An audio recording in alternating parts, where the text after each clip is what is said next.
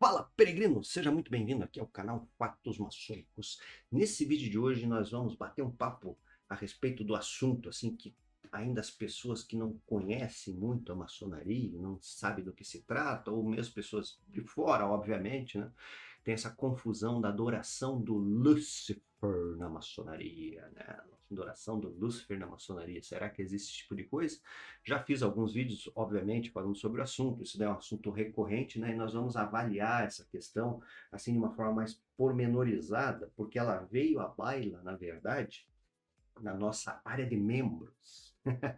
Uma pergunta de um peregrino. Então, só para a gente contextualizar, deixa eu te chamar aqui na página inicial do Fatos Maçônicos, né? Nós temos os vídeos exclusivos para membros. Aqui tem uma parte que nós fazemos vídeos exclusivos toda semana, né? Tem as lives semanais e também tem muito material que eu vou disponibilizando toda semana. Então, sempre as pessoas têm feito perguntas, irmãos, pessoas de fora da ordem, certo? Sempre fazem perguntas e a gente é, produz um material exclusivo para esse pessoal dentro da área de membros. Então, lhe convido, né, a fazer esse apoio no canal. No seu desktop tem um botãozinho aqui que é o Seja Membro, né? Então, pense no assunto, certo? A respeito dessa questão, aqui na Shorts, aqui é o ao vivo, aqui, ó, ao vivo, nós temos aí as transmissões ao vivo, ó, Lúcifer na maçonaria. Então, vou fazer um vídeo público aqui a respeito desse assunto, né, do que foi falado, obviamente, lá na área de membros, né? Eu me chamo Luiz Miller, sou mestre maçom e faço parte da Ordem Maçônica Universal. E se você está chegando aqui, faço um convite que é a sua inscrição. Tem um botãozinho onde faça a sua inscrição, já deixa o like, ative as notificações e assim você vai ficar por dentro de todos esses assuntos. Ah, e não podemos esquecer, obviamente, de forma nenhuma, para você que é uma pessoa muito especial, certo? Dá uma olhadinha na descrição do vídeo e também num link que tem aqui embaixo e fale com um especialista da Palladium, né? Que é a patrocinadora desse vídeo. Palladium Recursos Financeiros, né? Para você fazer um investimento através do consórcio imobiliário, consórcio de carro, consórcio de moto, né? Tem toda uma estratégia a respeito desse assunto. Então, hoje em dia, a melhor coisa que você faz na sua vida é fazer um planejamento, né? Pensar no futuro, como eu sempre falo, né, que o pessoal recebe meus e-mails faz anos e anos e anos, usa essa frase no meu e-mail. Pensar no futuro é agir no agora. Então, faça uma ação positiva, certo? De investimento que vai aumentar a sua rentabilidade, né, para você aumentar o seu patrimônio, etc e tal. Consórcio imobiliário, eles trabalham com tudo e um especialista vai te dar todos os detalhes muito direcionados. Bem, então vamos lá. A questão do vídeo é justamente essa, como eu falei ali da área de membros, eu falei o Lúcifer na maçonaria. Então isso daí traz muita, mas muita, assim, dúvida, né, para as pessoas de fora. Para as pessoas de dentro da maçonaria, mesmo nos graus mais básicos, na verdade, a gente já observa justamente algumas questões, né, que sempre é falado por aí, quando a pessoa entra, passa um determinado tempo, conhece um pouco da doutrina, já vê que não tem nada a ver com o peixe, por exemplo, né? Então, uma das coisas que fala, né, que o Albert Pike é o papa da maçonaria. De repente, o fulano de tal lá entra no rito brasileiro, né? Um irmão, um profano, né? Como a gente fala, pessoa de fora, é iniciada no rito brasileiro. Né? Rito brasileiro. Daí, cara, ele não vai muito assim dentro da ritualística, ali dentro do contexto, ou o rito adoniramita, ou o rito moderno, ou o rito escocês retificado, etc, etc e tal. Ele não vai ouvir falar de Albert Pike, né? Então, mas se fala no mundo aí, na internet, que é o Papa da Maçonaria, né? Então, também já fiz vídeos a respeito do assunto, né? O pai que foi um estudioso, era um linguista, era um pesquisador, né? Que pegou o começo do rito escocês lá, foi fundado, o rito escocês é um rito norte-americano, né? Com base no rito de perfeição, certo? Conheça lá no meu site, tem um material bacana aqui, ó, que é isso aqui, ó. Opa! Que é um material bacana, que é isso aqui, ó, deixa eu te mostrar. Que aqui, ó, no meu site, você entra luismiller.com.br, tem os cursos lá, tem os livros, né? Então você vai ter um livro lá, por exemplo, quer saber do que eu estou falando? É isso aqui, ó, esse livro aqui, ó, Maçonaria do Rito de Perfeição, né? Desvendando a arte através dos manuscritos de Andrew Frank. Então foi um apanhado que eu fiz aqui, ó, tem Aprendiz Maçom, Maçonaria do Miramita, Arte Sagrada, Fundamentos da Teologia Cristã, curso de Maçonologia, Ensaios Essenciais, o livro mais vendido de maçonaria no Brasil e agora no mundo, né, em várias línguas aí, traduzidos, certo? Só você procurar, ali tem os links também. Então tá. Então, uma das coisas que se fala justamente é isso, né? O rito escocês antigo aceito foi fundado em 1801, quando fizeram o Supremo Conselho de Charleston, né? Então, o pai que entrou lá pelo 1850, mais ou menos 1860, mais ou menos, né, no rito escocês, quem trouxe ele para esse rito que estava se formando ainda, era um rito minoritário, certo? Em termos de, a gente tem que entender que a maçonaria tem essa separação do simbolismo, né, grau 1, 2 e 3, e depois nós temos os graus além do, vou chamar assim, né, os graus além do grau 3, né, lá nos Estados Unidos do Norte, como eu falo aqui também, né, nos Estados Unidos da América, onde o Trump é o presidente, né, lá tem a maçonaria simbólica, as grandes lojas espalhadas por todos os estados, e também né, nós temos a linha do Rito de York, né, que tem as câmeras que trabalham o arco real, os graus crípticos e a comandaria templária, e também temos o Supremo Conselho do Rito Escocês, lá, né, que é o Supremo Conselho Mãe, que dá as patentes para o mundo inteiro. Então, lá que se iniciou essa questão, certo? E o Pike, na verdade, se você entender, é que existe uma linha cronológica que deve ser entendida.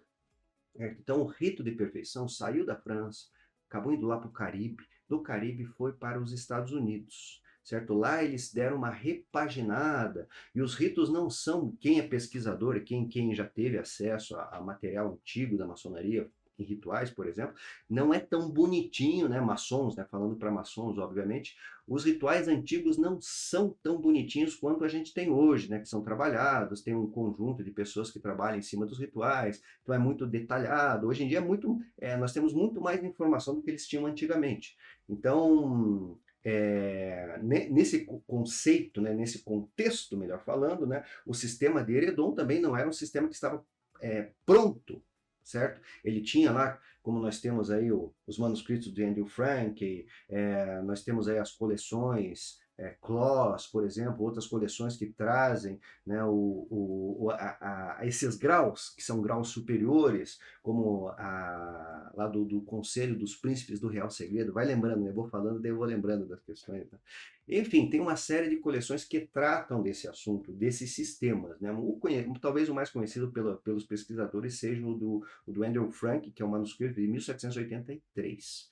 Né? Enfim, ele foi lá para os Estados Unidos, resumo da ópera, obviamente, e foi rearranjado. Então, foram colocados mais alguns graus, porque o rito de perfeição tinha 25, chegou a 33.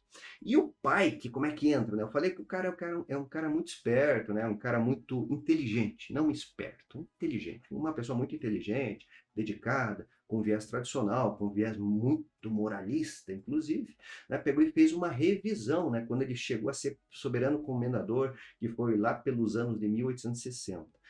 Daí, o que houve? Né? Ele fez um rearranjo, os ritos, como eu falei, não são perfeitos, as lendas, né? Cada rito tem uma metáfora, né? Então essas metáforas não estavam perfeitas como a gente vê hoje. Se você pega um sistema de graus superiores, analisando, né? Fazendo uma análise pormenorizada, do grau 4, pegando assim, o rito escocês, por exemplo, falando, pega o rito escocês, que é praticado lá nos Estados Unidos, você pega o grau 4 ao 32 ou 33, né, que basicamente lá você não chega ao grau 33, o grau 33 é uma espécie de colegiado, né, administrativo para cuidar do rito, aonde o rito está sendo executado ali nos Estados Unidos, e isso daí acontece aonde tem ritos escoceses, vamos pôr desse jeito, em graus superiores pelo mundo. Né? Então, chancelados, obviamente, né, que daí segue uma determinada diretriz lá de Charleston, antiga Charleston, mas é o Supremo Conselho Mãe do Mundo, como a gente chama mais comumente.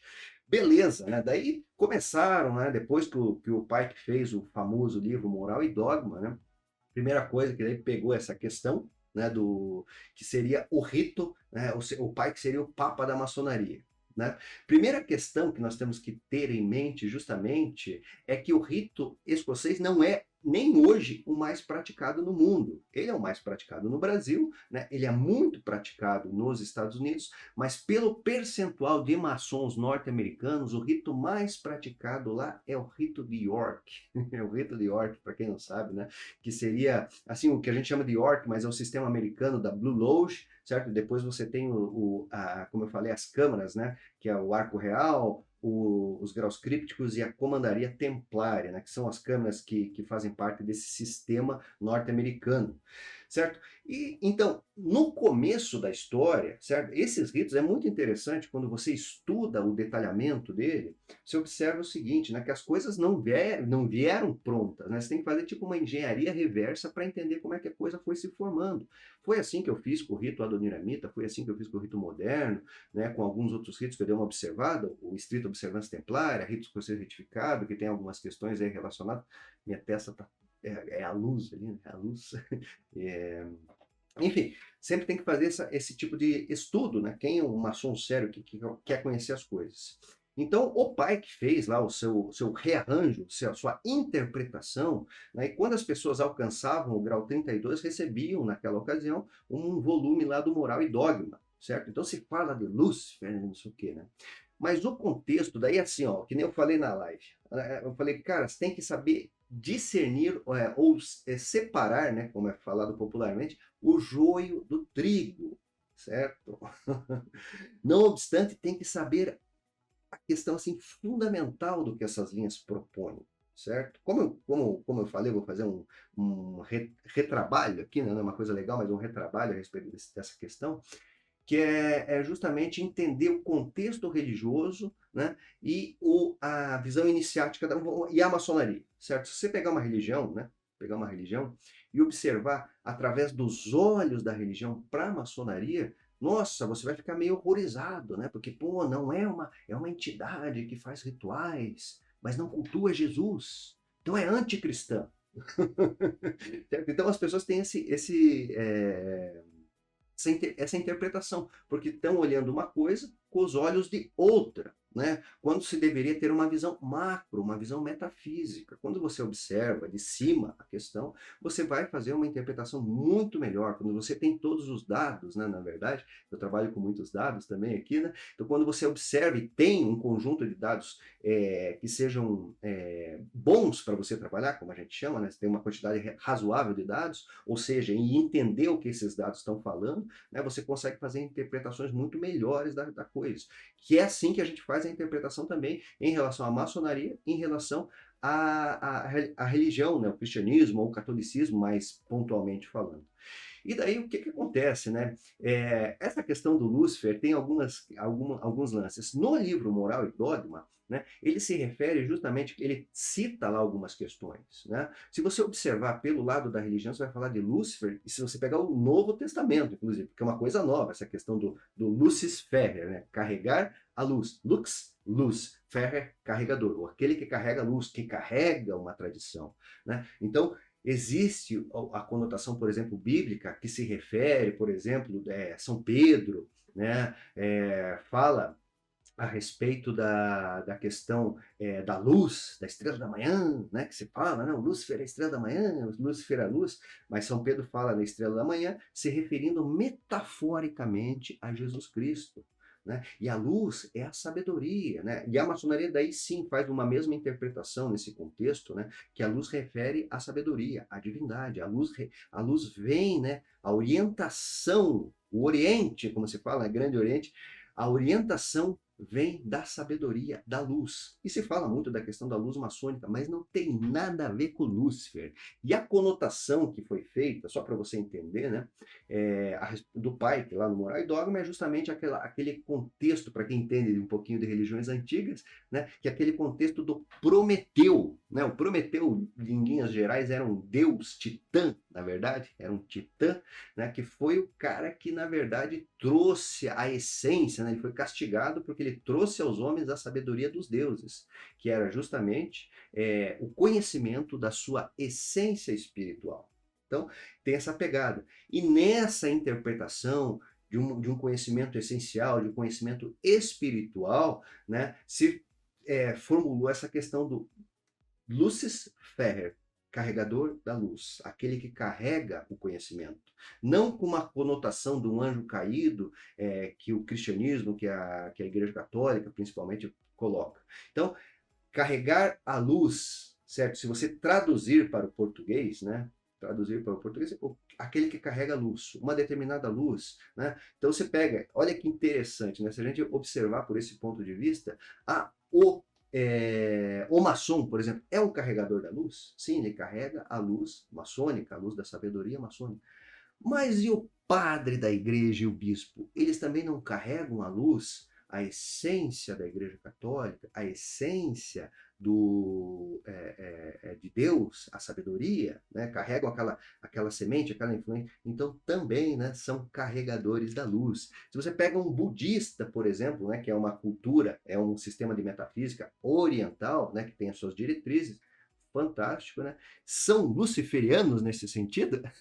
Sim, porque eles carregam uma tradição, carregam uma luz, carregam uma responsabilidade. Então foi nesse contexto que o Pike colocou em seu Moral e Dogma, né, seu livro, lá, o livro que revela os grandes segredos da... Eu acho um barato, né, a questão do marketing, né?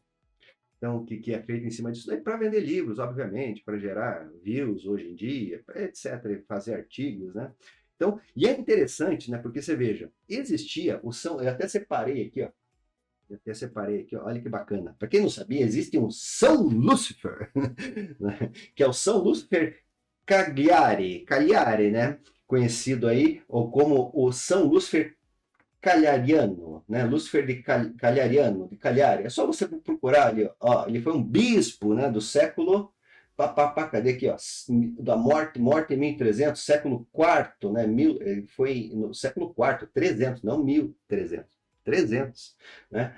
E aqui estão as imagens do São Lúcifer de Cagliari. Então, na verdade, é um santo, né? Um santo pouco conhecido, talvez, né? Da Igreja Católica Romana. Aqui até tem um livro, o que é isso aqui? Lúcifer, o bispo, né? Lucifer Cagliari. Olha aqui, ó, tem um livro, né? Que é isso aqui, cara? Olha aqui. Estádio Constantino Magno Imperador Augusto. Olha só, é da época do Império, cara. Olha que interessante. Cara, olha que bacana. É só procurar, na verdade, né? Ter um pouquinho de disposição, né? Que essas ideias equivocadas, vamos ver aqui, ó. Olha só que bacana, ó. Tem até imagem, que é o interior da onde que é interior da Catedral de Santa Maria de Cagliari. Bacana, hein? Dominus, Domini, Dom Frater. Vamos ver se aumenta. Opa, passou ali. Enfim, tem ali a imagem do São Lúcifer, dê uma pesquisada, né? Porque isso que faz todo o diferencial para você entender um contexto, né? Dá uma pesquisada melhor. Então, quando se fala dessa questão, é a busca da luz da sabedoria, né? E não se deve, na verdade, olhar, né, entender um contexto doutrinário que às vezes é específico, né, pelos olhos de outra coisa, né? Então você vai criar confusão, né? É a mesma coisa que você querer entender. Vamos pegar duas matérias assim que são talvez um pouco, sei lá, um pouco distintas, que é a medicina, né, que são matérias tradicionais ou fazem parte do conhecimento tradicional, medicina e qualquer outra, vamos pôr aí, direito, né? São matérias antigas, né? Se você for um médico e for analisar, por exemplo, o direito, claro, você é uma pessoa lógica, você estudou, etc e tal, mas você vai ter uma interpretação que talvez não contemple uma interpretação que um advogado formado, especialista, pesquisador, né, nos códigos de direito, tem conhecimento. Então, eis a questão, certo? Né? Quem que interpreta melhor uma Constituição, ou sei lá, um papel oficial, uma jurisprudência, algo do tipo? Um médico ou um advogado? Certo? Então, obviamente, o advogado. Então, temos que sempre entender a lógica das coisas, né? E procurar fugir do pseudo-esoterismo, das más interpretações e da ignorância. Porque esse tipo de coisa só é feito justamente, né? Às vezes até de má fé, como eu digo, né? Essas interpretações, vídeos que falam, né? Isso muitas vezes, só cabem duas questões aí. Ou é ignorância da pessoa, certo? Total ignorância. Daí tem que ser muito ignorante hoje em dia, né? Porque tá tudo aí pela internet, é só ter força de vontade para fazer uma pequena pesquisa, não precisa ser um grande pesquisador, mas uma pesquisa rasa você já consegue entender muito dessa questão. né? E também ou ignorância, né? Ou justamente má fé, que aí tem que se tomar cuidado. Por que essa pessoa está tendo esse tipo de posicionamento, né, de má fé? Né? O que está por trás? Porque sempre na má fé existe alguma coisa por trás. Então, como eu falo aqui no canal, fique ligeiro e entenda, né, que em nenhum grau, em nenhum sistema maçônico, antigo, moderno, tradicional, obviamente, porque podem ocorrer, eu desconheço, mas podem ocorrer, fique preparado, podem ocorrer distorções, né? E de repente aparece como é que é? Algum rito luciferiano. Se você conhece algum, me mande aqui que eu quero dar uma olhada nessa questão. Bom, creio que dei argumentos suficientes para as pessoas de bom senso entenderem que não tem Lúcifer na maçonaria e as interpretações que são colocadas, né, muitas vezes tem que tomar cuidado e não fazer interpretações ao pé da letra, ipsis literis, né, como se diz, certo? Então, nesse vídeo de hoje vamos ficando por aqui. Agora você sabe que não tem nada a ver essa história do Lúcifer. Fortíssimo abraço, até o nosso próximo encontro. E não deixe de conhecer Palladio Recursos Financeiros. Um abraço. Existem e você sabe bem disso. Para tudo é necessário planejamento. Já pensou em fazer um planejamento financeiro? Ninguém melhor do que uma pessoa tecnicamente habilitada para isso. Por isso que eu tenho uma parceria com a Palladio Investimentos e Recursos Financeiros. Consulte um dos nossos especialistas. Ele vai lhe apresentar um plano concreto de planejamento e investimento que realmente pode mudar a sua vida, através do consórcio imobiliário de altos bens e serviços. E se você não pensou nesse assunto ainda, faça uma consulta. Você vai ver que vale muito a pena. Use o código 7777 no WhatsApp aqui embaixo. Palladio Investimentos e Recursos Financeiros. Um negócio de irmão para irmão.